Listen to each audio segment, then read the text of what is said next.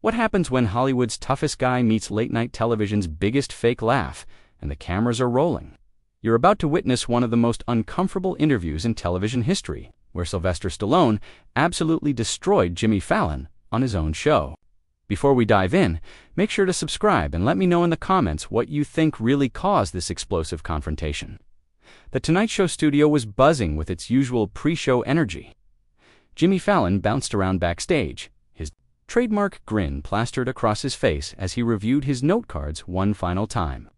Tonight's guest was supposed to be a softball interview, a quick promotional stop for Sylvester Stallone's latest project. What could go wrong with Rocky himself? 5 minutes to showtime, Jimmy called out a production assistant. Fallon nodded, straightening his tie. He had interviewed Stallone before, years ago, and remembered him being gracious and cooperative. This would be easy money, he thought to himself. Meanwhile, in the guest dressing room, Stallone sat quietly in his chair, staring at his reflection in the mirror. His publicist, Sarah, paced nervously behind him, checking her phone every few seconds. "Sly, remember what we talked about?" she said, her voice carrying a hint of concern. "Keep it light, promote the movie, and we're out of here in 12 minutes. Stallone's jaw tightened almost imperceptibly. Yeah, I got it. But something was eating at him. Earlier that day, he had seen the show's research packet, the questions they planned to ask. Most were harmless enough, but buried in the middle was a line that made his blood boil. A reference to something personal, something that had nothing to do with his current project, and everything to do with dredging up old wounds for cheap laughs. "Sly, you okay?" Sarah asked, noticing his silence.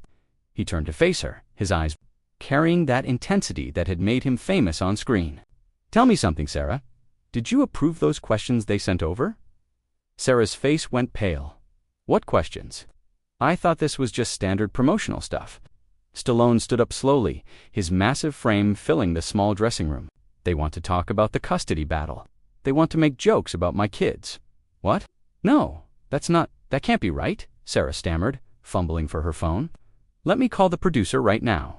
"Don't bother," Stallone said, his voice dropping to that gravelly whisper that audiences knew so well. "I'll handle this myself." The show's opening music began to play, and through the dressing room walls, they could hear Fallon's voice booming across the studio. "Ladies and gentlemen, please welcome the Italian stallion himself, Sylvester Stallone." The applause was thunderous. As Stallone walked onto the stage, his face showing none of the storm brewing beneath the surface. He waved to the crowd, that familiar, crooked smile appearing just long enough for the cameras to catch it. Fallon bounded over with his arms outstretched, going in for his typical overenthusiastic hug. "Sly, oh my God, you look incredible," Fallon gushed, practically bouncing on his feet. "How are you feeling, buddy?" Stallone's smile never wavered, but his eyes remained cold. "I'm doing great, Jimmy, really great." They settled into their chairs, the audience still clapping. Fallon launched into his usual routine, that manic energy that had made him famous but also earned him criticism from those who found it grating. "So Sly, you've been making movies for what, like 50 years now? That's incredible. Do you ever just wake up and think, wow, I'm Sylvester Stallone?" The audience laughed, but Stallone's response was measured. "Well, Jimmy, I wake up every morning, thinking about the work, the craft, the responsibility I have to tell stories that matter." Something in Stallone's tone made Fallon pause for just a second, but he quickly recovered with another laugh. "That's beautiful, man. That's really beautiful. You know what's also beautiful? Your new movie. Tell us about it." For the next few minutes, the interview proceeded normally. Stallone discussed his latest film, a crime drama, where he played an aging detective seeking redemption. His answers were professional, detailed, and engaging. The audience was clearly enjoying themselves, and Fallon seemed to be hitting his stride. But then came the moment that changed everything. Fallon glanced down at his cards, that signature, grin spreading across his face. "You know, Sly, speaking of family stories, I heard some pretty wild stuff about your personal life lately. Word is, there's been some drama with the kids, some custody issues. Want to share any funny stories about that?" The studio fell silent. The audience, sensing a shift in energy, stopped their casual chatter. Stallone's expression didn't change immediately, but those who knew him well would have recognized the danger signs. The slight tightening around his eyes, the way his hands, resting on the arms of his chair, slowly curled into fists. "Excuse me," Stallone's voice was quiet, almost conversational. Fallon, completely oblivious to what he had just stepped into, pressed forward with his trademark laugh. "Oh, come on, don't be shy. I mean, we all have crazy family drama, right? My research team found some really interesting stuff about your custody situation. Must make for some awkward Thanksgiving dinners." The silence stretched on for what felt like an eternity. Stallone leaned forward slightly in his chair, his eyes never leaving Fallon's face. "Jimmy," he said, his voice carrying the weight of decades in Hollywood, "I think there's been a misunderstanding here." Fallon's smile flickered for just a moment. "What do you mean, buddy?" "I mean," Stallone continued, his tone growing colder, "that my children are off limits, period." The audience began to murmur. This wasn't the light-hearted banter they had come to expect from The Tonight Show. Fallon, clearly uncomfortable but trying to maintain his composure, let out one of his nervous laughs. Hey, no problem at all. I just thought, since it's been in the news and everything, maybe we could have some fun with it. Make light of a tough situation, Stallone's eyes narrowed. Make light of it, yeah? Turn a negative into a positive. That's what we do here, right? Fallon gestured to the audience, looking for support. We keep things fun and upbeat. The tension in the studio was now palpable. Camera operators were getting signals from the control room, unsure whether to keep rolling or cut away. The audience sat in uncomfortable silence, watching two titans of entertainment square off in real time. Stallone stood up slowly, his imposing figure casting a shadow over Fallon's desk. "Let me tell you something about keeping things fun and upbeat, Jimmy. Stallone's voice cut through the studio like a blade. "There's nothing fun about exploiting a man's relationship with his children for cheap laughs." Fallon shifted uncomfortably. In his chair, his usual confidence beginning to crack. Whoa, Sly. I think you're taking this the wrong way. We're all friends here, right? I mean, this is The Tonight Show. We keep things light. Light, Stallone repeated, his voice dropping to that menacing growl that had intimidated countless opponents on screen. "You think my family is light entertainment." The cameras continued rolling, capturing every uncomfortable second. In the control room, producers were frantically debating whether to cut to commercial, but the train wreck unfolding before them was too compelling to stop. Fallon forced out another laugh, but it sounded hollow in the tense atmosphere. "Look, maybe we got off on the wrong foot here. Why don't we just move on to something else? How about we talk about your workout routine?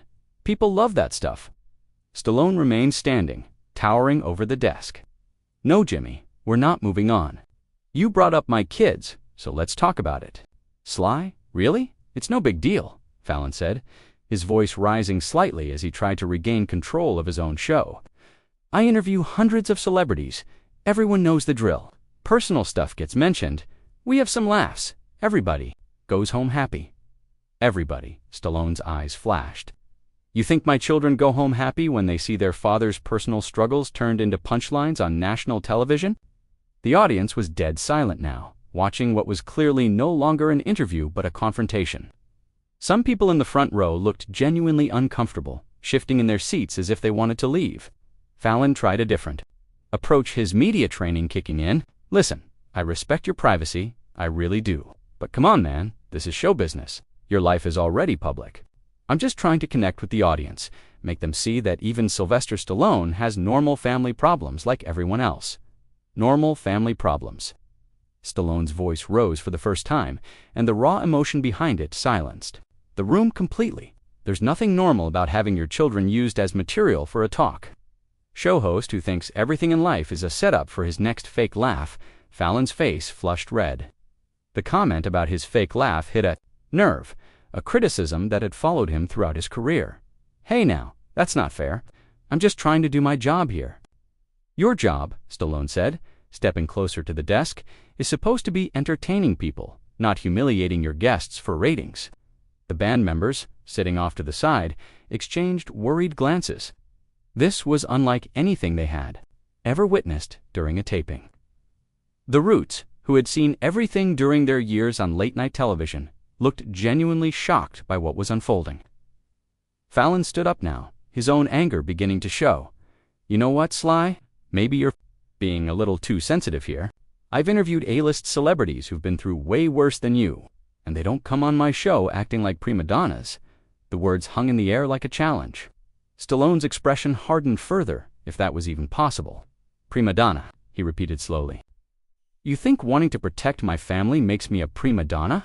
"I think," Fallon said, his voice gaining strength as he found his footing, "that maybe you forgot how this business works.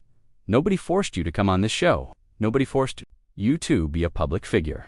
You chose this life, and part of that life is answering questions about your personal experiences." Stallone nodded slowly, as if considering Fallon's words. "You're absolutely right, Jimmy. I did choose this life, and part of choosing this life means I get to choose how I respond when someone crosses a line." "What line?" Fallon threw his hands up in exasperation. "I asked about your family. That's standard interview material. Every talk show host in America would ask the same questions. And that," Stallone said, pointing directly at Fallon, "is exactly the problem with this industry. You've all become so desperate for content, so hungry for drama, that you've forgotten there are real people behind these stories." The audience began to murmur again, some clearly siding with Stallone while others seemed confused by the entire situation. A few people actually started clapping, though they quickly stopped when they realized no one else was joining in. Fallon ran his hand through his hair, clearly flustered. "Look, I don't want to fight with you, okay? You're a legend, you're an icon, and I have nothing but respect for what you've accomplished. But this is my show, and I can't have guests coming on here and telling me how to do my job." "Then maybe," Stallone said, his voice deadly calm, "you should learn how to do your job better." The insult landed like a physical blow. Fallon's face went from red to white, and for a moment he looked genuinely hurt. The confident, always smiling host that America knew seemed to crumble before their eyes. "That's really unfair, Fallon," I said quietly. "I work hard at this. I try to make people happy, to give them a break from all the negativity in the world. If that makes me fake, then I guess I'm fake." For just a second, Stallone's expression softened slightly. But then he shook his head, as if remembering why he was angry in the first place. "Jimmy, making people happy doesn't require you to tear other people down. You can entertain an audience without exploiting someone's personal pain." "I wasn't "Trying to tear you down," Fallon protested. "I was just trying to relate to you, to show people that you're human like everyone else, by making jokes about my custody battle." Stallone's voice rose again. "By turning one of the most difficult periods of my life into material for your monologue." Fallon opened his mouth to respond, then closed it. For the first time since the confrontation began, he seemed to genuinely consider what Stallone was saying. The silence stretched on, broken only by the occasional cough from someone in the audience. The studio lights felt harsh and unforgiving, exposing every uncomfortable moment of the exchange. Finally, Fallon spoke, his voice much quieter than before. "Maybe I could have phrased things differently." "Maybe?" Stallone repeated incredulously.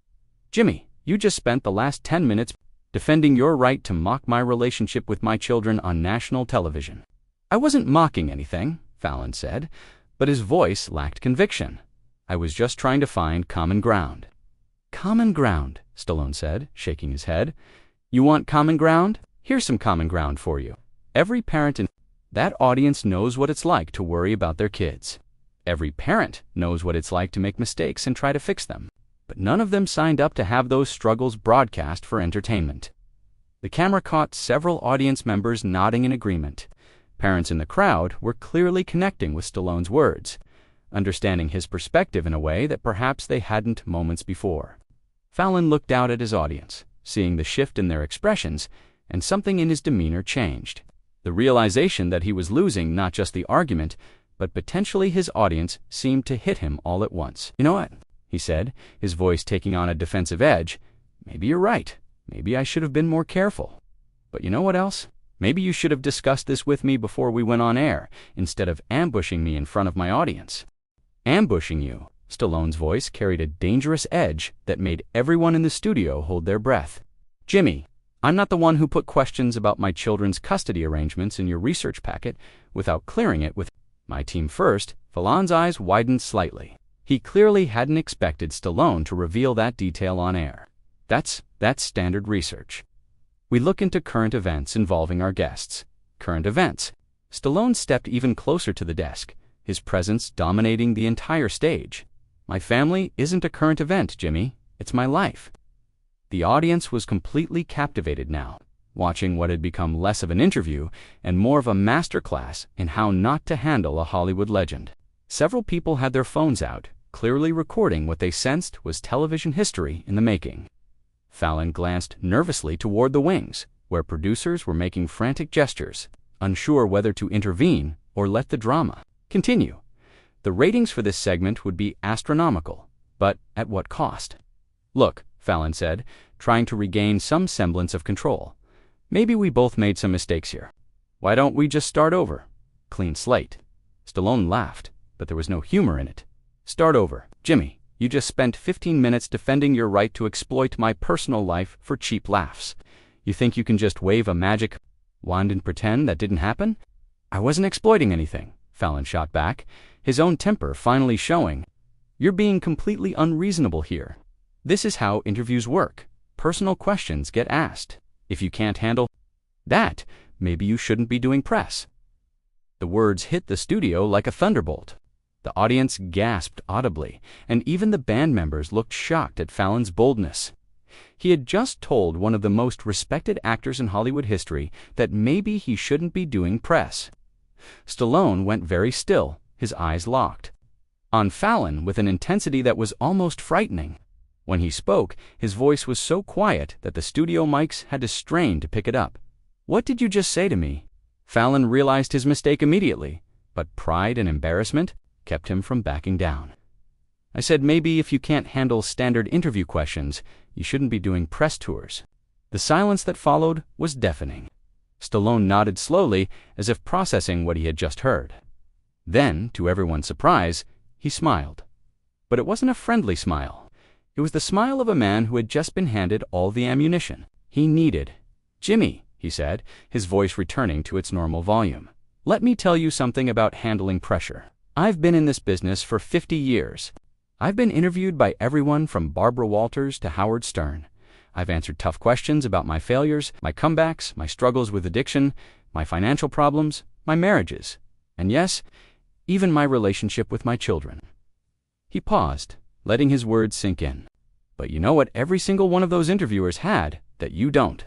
Respect." They understood that there's a difference between asking tough questions and being exploitative. They knew how to dig deep without being cruel. Fallon's face was now completely flushed, his usual composure nowhere to be found. "I wasn't being cruel." "No," Stallone raised an eyebrow. "Then tell me, Jimmy, what was the punchline going to be? When you brought up my custody battle, what was the joke you had planned? Because we both know there was one." Fallon opened and closed his mouth several times, clearly caught off guard by the directness of the question. The audience waited in anticipation, sensing that this was the moment of truth. I don't know what you mean," Fallon stammered. Stallone pulled out his phone and held it up. "Should I read from your research notes, the ones that suggested specific ways to make my personal struggles more entertaining for your audience?" The color drained completely from Fallon's face. Around the studio, crew members were looking at each other with expressions of shock and concern. This had gone far beyond an uncomfortable interview into something approaching a public execution. Those are internal documents," Fallon said weakly. "Internal documents that show exactly what kind of host you really are," Stallone replied. "Documents that prove this was never about connecting with your audience or showing my human side. This was about getting laughs at my expense." The audience began to murmur more loudly now, clearly uncomfortable with what they were witnessing. Some people were shaking their heads in disappointment, while others looked genuinely angry on Stallone's behalf. Fallon looked desperately toward the wings again, but the producers seemed frozen, unsure how to salvage the situation. This was live television at its most unpredictable and dangerous.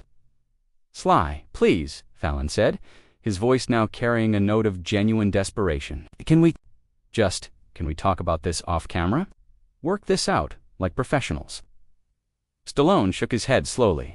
"No, Jimmy, you wanted to have this conversation on camera, so we're going to finish it on camera."